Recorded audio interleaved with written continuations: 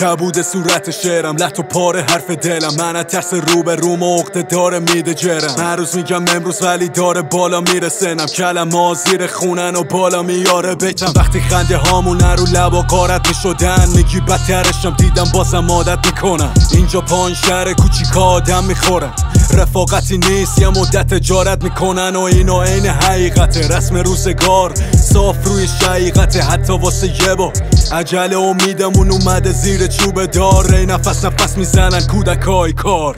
ریختیم دور بشه بارمون سبک، خونمون کوچیک جای آرزو نشد.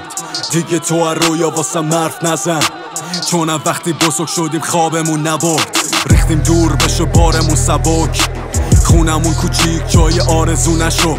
دیگه تو رویا واسه مرف نزن، چون وقتی بزرگ شدیم خوابمون نبرد. زر مفت خور و پف یارو چی گفت، توف به اون بلاف که مخارو میشست.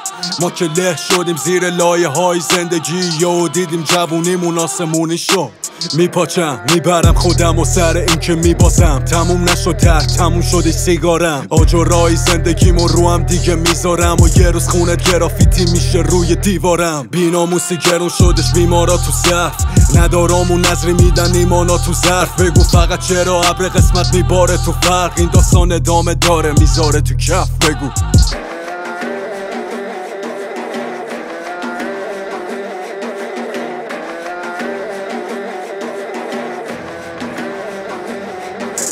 ریختیم دور بشه بارمون سبک، خونمون کوچیک جای آرزو نشد. دیگه تو رویا واسه مرف نزن، چون وقتی بزرگ شدیم خوابمون نبرد. ریختیم دور بشه بارمون سبک، خونمون کوچیک جای آرزو نشد. دیگه تو رویا واسه مرف نزن، چون وقتی بزرگ شدیم خوابمون نبرد.